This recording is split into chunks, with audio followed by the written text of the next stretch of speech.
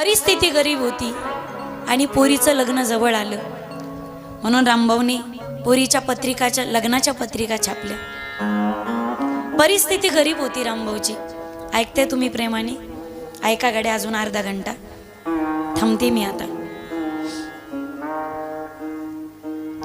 परिस्थिती फार बिकट होती रामभाऊची, पण पोरीचा हट्ट होता, बाबा लहानपणीपासून काय मागितलं नाही हो मी तुम्हाला।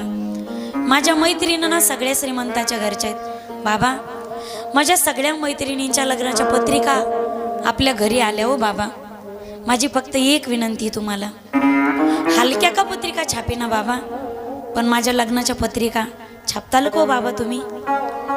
रामभाऊची परिस्थिती गरीब होती ना माईबाप, परिस्थिती जशी गरीब होती तशा पत्रिकाही गरीब होत्या। आणि रामभाऊ एक एक एक एक पत्रिकेवरती नाव टाकून पाहुण्याच्या घरी ती पत्रिका पोहोचती करत होता। कोणाला द्यायच्यात पत्रिका, कोणाच्या घरी द्यायच्यात, आणि एकेका पत्रिकावरती नाव छापत असताना पत्रिका एवढ्या गरीब होत्या माईबाप।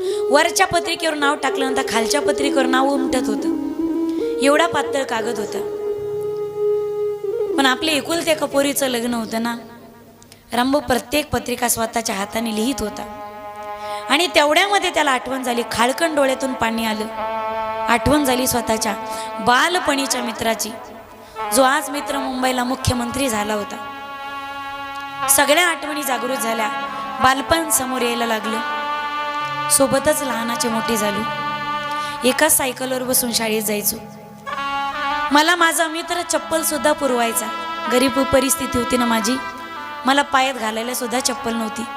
मोठ्या घरचा होता माझा मित्र, जुने शर्ट झाले की त्याचे शर्ट मी वापरायचो, एकाच सायकलवर बसून जायचो।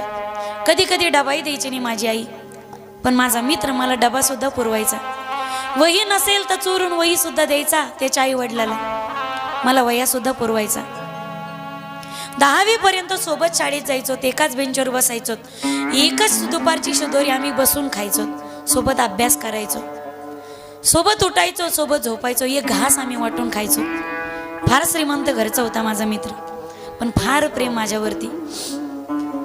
10वी पर्यंत सोबत शिकलो, पण तिथून पुढे मार्क मला फार होते, पण परिस्थिती फार गरीब होती। आई वडिलाचं छत्र हरवलं, बहिणीचे लग्न करायचे होते, शाळा सोडावी लागली 10वीच्या नंतर। सगळं बाळपण समोर उभं राहिलं आणि डोळ्यातले अश्रू त्या पत्रिकावरती टपकत होते, बालपण उभं राहिलं।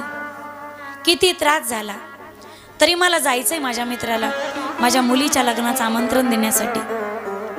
रामभाऊने प्रचंड प्रयत्न केले। रामभाऊ मुंबईला पोहोचला आणि पत्रिका शेवटी पोहोचली मुख्यमंत्र्याच्या घरी। सुट्टीचा दिवस होता आणि बगीच्यामध्ये टिपॉईवर चहा ठेवलेला होता, खुर्चीवरती साहेब बसलेले होते। एक एक एक एक पत्रिका पियेने वाचावी आणि डस्टबिन मध्ये टाकून द्यावी। एक एक पत्रिका पिये वाचत होता, वाचावी पत्रिका त्या कचरा कुंडीमध्ये टाकून द्यावी। ज्यावेळी गरीब पत्रिकेची वेळ आली ना, त्यावेळी न वाचता पिये ती पत्रिका डस्टबिन मध्ये फेकून देऊ लागला। पण तेवढ्यामध्ये साहेबने अडवलं, अरे पत्रिका का फेकून देतोस तू? ही पत्रिका इथपर्यंत आली आरती, ही पत्रिका सामान्य नसावी, काहीतरी अर्थ दडलेला आहे पत्रिकेमागे, वास्तू पत्रिका। मी सांगतोय कचरा कुंडीत टाकायची का नाही। ज्यावेळी पियेने वाचायला सुरुवात केली पत्रिका, वधूचं नाव वाचलं, वराचं नाव वाचलं, आणि ज्यावेळी वधूच्या नावाच्या खाली स्वतःच्या बालपणीच्या मित्राचं नाव वाचलं ना, त्यावेळी महाराष्ट्राच्या मुंबईच्या मुख्यमंत्र्याच्या डोळ्यात सुद्धा पाणी होतं। साहेब, हा रडताय तुम्ही साहेब? हो साहेब, तुमच्या डोळ्यात का पाणी येतंय साहेब? सोबतच जायचो रे आम्ही शाळेत, एकाच बेंचवर बसायचो, एकच शिदोरी वाटून खायचो, एका वहीत अभ्यास करायचो। फार हुशार होता माझा मित्र, पण परिस्थिती गरीब होती त्याची। 10वी पर्यंत सोबत शिकलो, बोर्डात पहिला आला होता तो, मला मार्क कमी पडले होते, पण परिस्थिती गरीब होती ना, पुढे नाही शिकता आलं माझ्या मित्राला।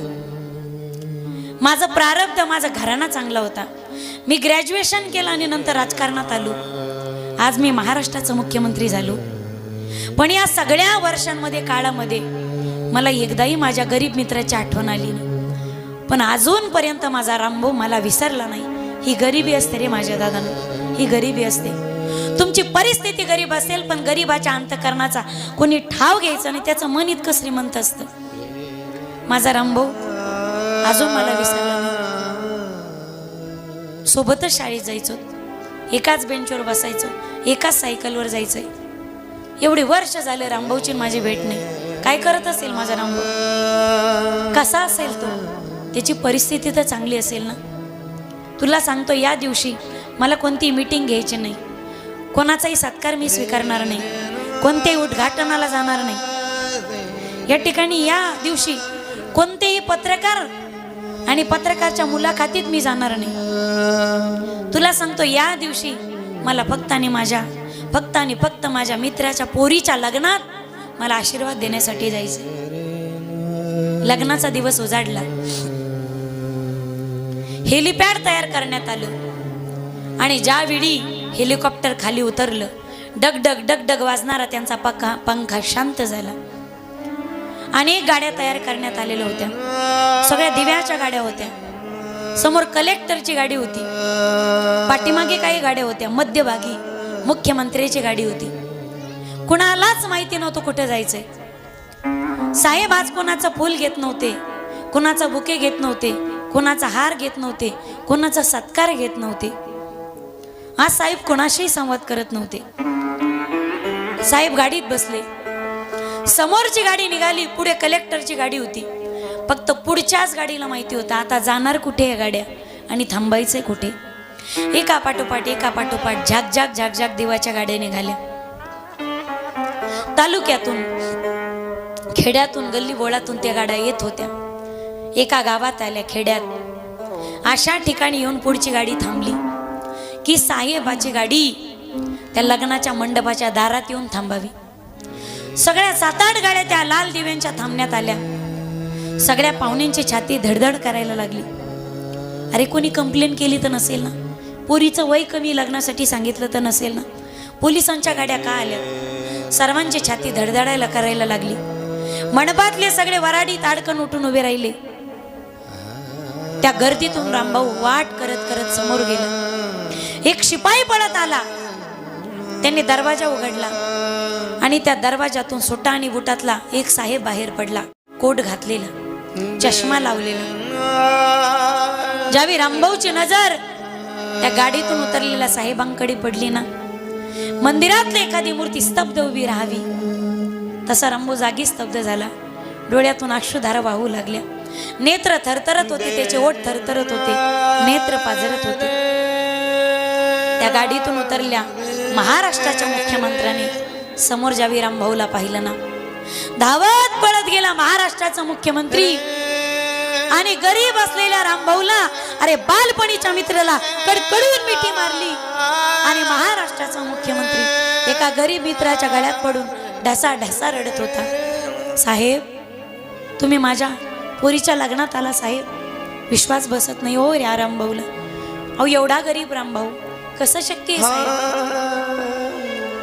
तुम्ही एखादा मेसेज जरी केला असताना तरी मी मंडपात माईक मध्ये मोठ्या प्रेमाने आणि स्वाभिमानात वाचून दाखवला असता. मुंबईला माझा मित्र आहे महाराष्ट्राचा मुख्यमंत्री, माझ्या मित्राने आशीर्वाद रूपी संदेश पाठवलाय माझ्या पोरीच्या लग्नात. साहेब, एखादा तुम्ही मेसेज जरी केला असताना मी वाचून दाखवला असता. माझा डोळ्यावर विश्वास बसत नाही. मी स्वप्न तर नाही ना पाहिजे साहेब, तुम्ही माझ्या पोरीच्या लग्नात. का रे रामभाऊ असा आवाज घालून मला तुझ्यापासून दूर लोटतोस. बालपणीचा माझा लंगोटी यार आहेस ना रामभाऊ तू. हो साहेब, मग नको ना साहेब म्हणू.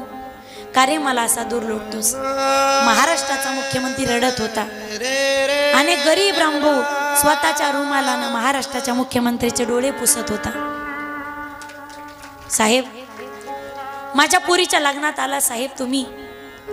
अख्खे वराडी नाही, अख्खा महाराष्ट्र माझ्या पोरीचं लग्न कधी विसरणार नाही साहेब. लग्न पार पडलं. ती नवरी मुलगी दर्शन घेण्यासाठी आली. तिनं मुख्यमंत्र्याचं दर्शन घेतलं आणि ढासा ढासा रडत होती ती पोरगी. साहेब, म्हणत होते हो आमचे वडील, मुंबईला जो मुख्यमंत्री झालाय ना माझा बालपणीचा मित्र. हसायचो आम्ही, हा तुमचा मित्र आहे म्हणे. तुमचा जर मित्र आहे बाबा, तर तुमचा मित्र एवढा श्रीमंत आणि तुम्ही एवढे गरीब का? का तुमचा मित्र तुमची दखल घेत नाही? का तुम्हाला एकदाही त्याला तुमची आठवण येत नाही? आम्ही आमच्या वडिलांची चेष्टा करायचो, हसायचो, आम्ही चिडवायचो आम्ही आमच्या वडिलाला. साहेब विश्वास बसत नव्हता हो साहेब, पण आज आलात ना तुम्ही आशीर्वाद देण्यासाठी. पुरावा साहेब, जेवढे माझे वडील तुमच्यावर प्रेम करतात तेवढंच तुमचं सुद्धा माझ्या वडिलावर प्रेम आहे. तुमच्यासारखी मैत्री या महाराष्ट्राच्या पाठीवर शोधून सापडणार नाही साहेब.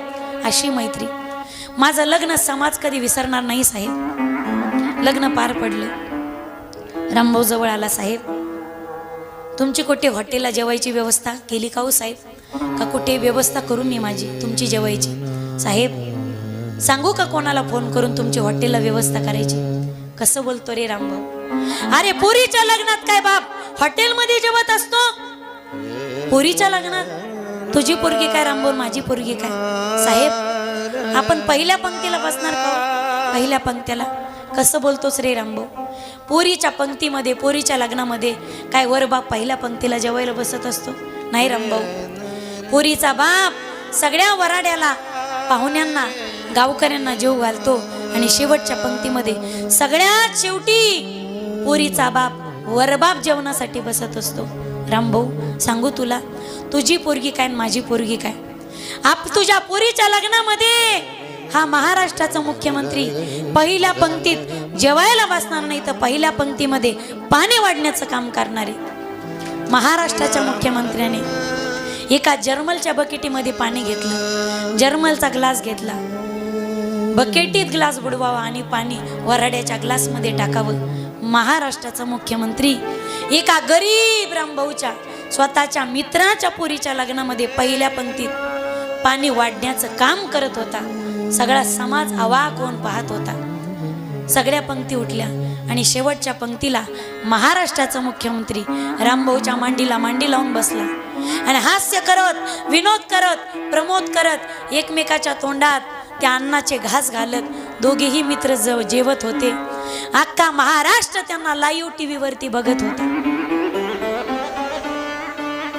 जर सामान्य एका उदाहरणातला एखादा मुख्यमंत्री जर एखाद्या गरीबाच्या लग्नात जाऊन त्याच्या लग्नाची शोभा वाढवत असेल, तर माझ्या दादांनो, एखादा सध्याचा मुख्यमंत्री ज्यावेळी एखाद्या व्यक्तीच्या घरी जाऊन तिची स्वतः भेट घेत असेल, एखाद्या गरीब शेतकऱ्याने जर आत्महत्या केली त्याच्या घरच्यांना जाऊन स्वतः मदत करून त्यांचं सांत्वन करत असेल माईबाप, तर त्या गरीबाचं अंतःकरण किती भरून येईल रे, किती भरून येईल.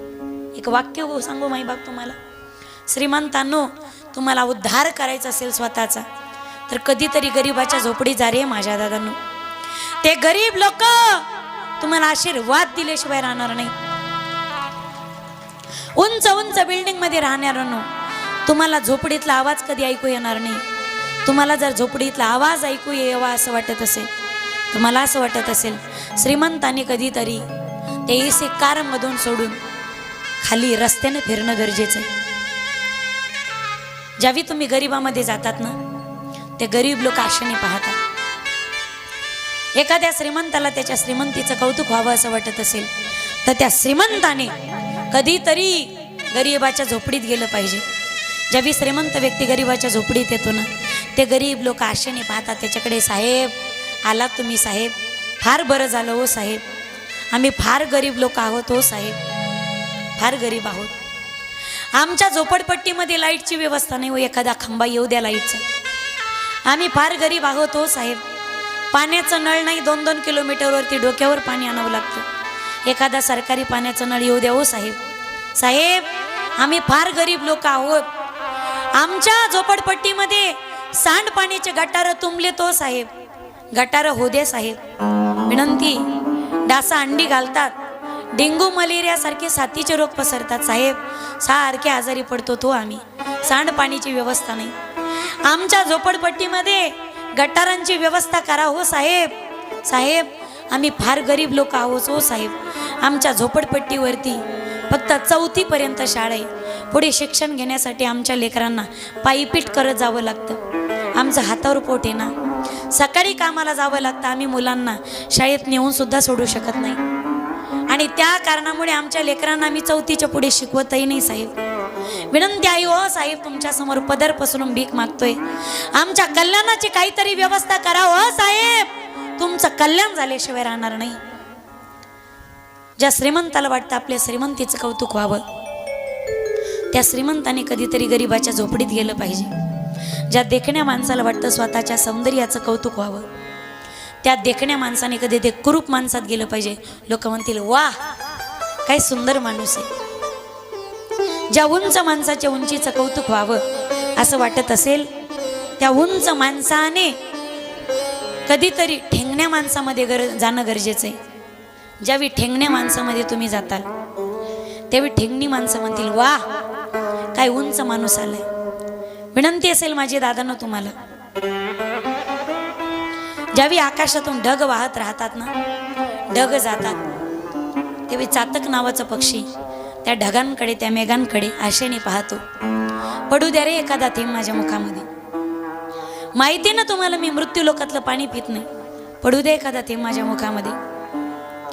अरे प्रारब्ध रूपी जर हवा आली ना तर कुठलेच शिल्लक राहणार नाही. पुढं जाऊन ढासळतात, काही लक्षात येणार नाही. माझी विनंती असेल, त्या ढगांकडे पाण्याची श्रीमंती कमी असली आणि समुद्राकडे पाण्याची श्रीमंती भरपूर जरी असली, तर समुद्राची श्रीमंती, खारी श्रीमंती, समुद्राची श्रीमंती कोणाची तहान भागू शकत नाही. म्हणून आजही पहा तुम्ही, समुद्र नेहमी घेत राहतो, घेत राहतो. नदीचं पाणी माझ्यात, ओढ्याचं पाणी माझ्यात, समुद्र फक्त घेत राहतो, घेत राहतो. म्हणून आजही त्या समुद्राचं स्थान नेहमी ढगांच्या खाली, आणि मेघ नेहमी देत राहतो, देत राहतो, देत राहतो. म्हणून त्या मेघाचं स्थान नेहमी त्या समुद्राच्या वर आहे. घेणारा किती श्रीमंत असेल आणि देणारा किती गरीब असेल, तरी नेहमी घेणाऱ्याचं नाही तर देणाऱ्याचं स्थान श्रेष्ठ असतं. नेहमी देणाऱ्याचं.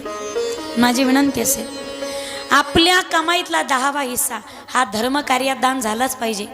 आणि नाही दान झाला तर मग दवाखान्याची भरती होती. धाऱ्या वाट येतं आणि मुरी वाट जातं. मधमाशी मूर्ख लेकाची घेत राहते, घेत राहते, घेत राहते, नुसतं घेत राहते, नुसतं साचत राहते. स्वतःही खात नाही, दुसऱ्यालाही खाऊ देत नाही. एक दिवस कोणीतरी येतं मोहळ होळून नेल्याशिवाय राहत नाही. बरोबर आहे तुम्हाला? ज्याला नाही तर त्याला अशी हाव असती, ज्याला नाही त्याला लय हाव असती. पहा तुम्ही, ते खात नाही स्वतःला आणि दुसऱ्याला खाऊ देत नाही. एक दिवस कोल्या कुत्र्याचं धन होतं.